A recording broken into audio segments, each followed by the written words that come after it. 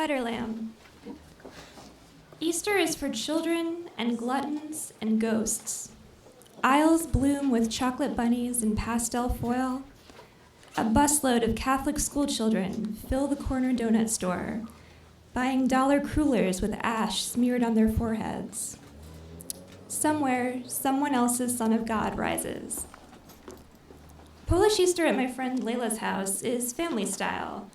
Linen and tweed, flushed bodies in good spring clothes, painted walls suffused with sunlight. Strangers and friends gather tableside. We tip back our heads and slurp buffalo vodka, full of sting and a wet smack of grass. Proper Polish, this spread. The hostess Layla, luminous kitchen minx, serves platters of hand-rolled doughs, stuffed and fried. Her feast makes the table groan and bend its tired back. Platters of the season's tender vegetables, skinned and scrubbed and roasted alive.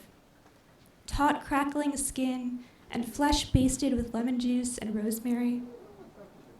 Even the butter appears sentient. It's a traditional Polish Easter butter, delicately molded into the shape of a lamb. Together we strangers scrape and saw, point and taste. The magic of bodies at a table. We become temporary family simply by eating en masse. We have to brush shoulders, fill glasses. We must put our hands in the same dishes, pass it left and feed a stranger.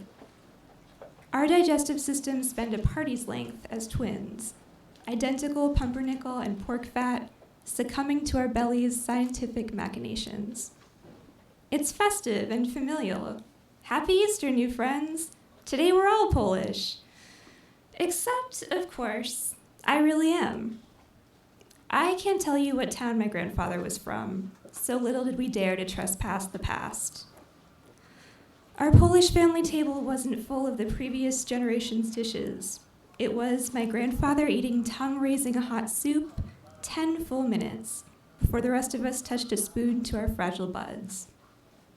How he swallowed a meal whole and ate the table out from under our elbows before we lifted a fork. We learned our Thanksgivings take 20 minutes at most.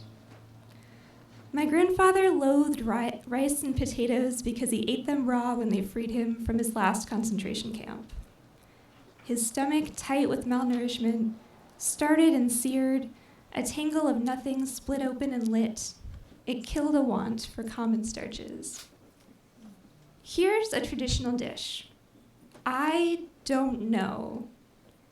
Here's traditional dinner table talk. You couldn't just say Auschwitz canteen, my uncle and father would say if they were sitting here, reading over my shoulder. The room grows warm, thick with our communal scent, sweating hair and sweet cheese dumplings on the table, kielbasa split skin popping from a grill pan. Someone exclaims, "Layla, where did you get these butter lambs? They're adorable." Layla is in touch with her Polish roots now. Layla hit the point in life where she wanted to put her feet on the ground, dig her fingers into family history, and here's what she found. Her grandmother's kitchen. Family stories, Polish bakeries and delis, local shopkeepers and Polish unions and social clubs, a constellation of cultural connections that brought her finally to a display of the most perfect little almond-eared lambs. It all sounds so fun. I ask her, "Are your parents Polish?" And she laughs. "Oh, no, just my grandmother."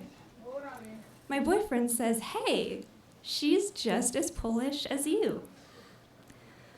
I take a piece of bread and eat it roughly.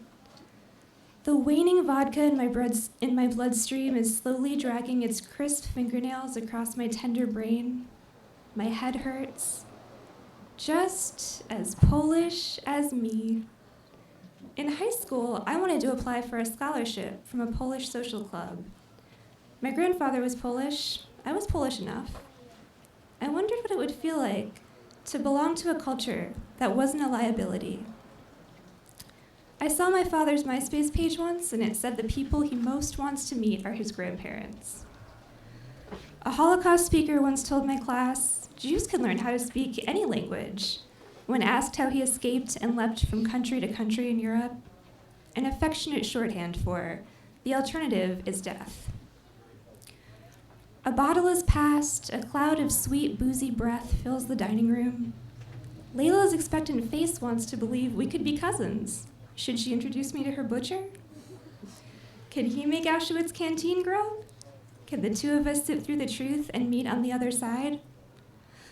I am so Polish that they killed almost my whole family, and everyone left over was tortured into forever survivors. But of course, you can't say that. There is nothing to say that isn't strictly unsayable, and I, rudderless Pole, have consumed my first relentless slurps of buffalo vodka. Cold, warm, straight, swirled ice, a fissure of cranberry cocktail. She's just as Polish as me, and just look at her.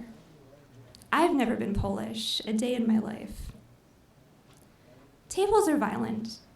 Our rituals are sawing and scraping into animal flesh in our teeth. Our blood alcohol spikes, and everyone sidesteps around the genocide in the room.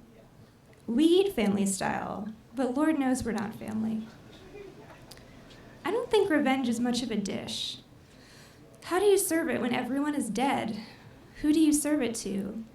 Certainly not sweet Layla, proffering poppy seed-strewn bread, warm from the oven, letting us all be Polish, if just for an afternoon. I stay quiet. I stay kind. I do not say Holocaust at Polish Easter. But when it's time to cut the head off of the butter lamb, there is brief violence in my dull table blade. I slice through the tender butterfat fur, smash its oily face into a split-open roll, and smear.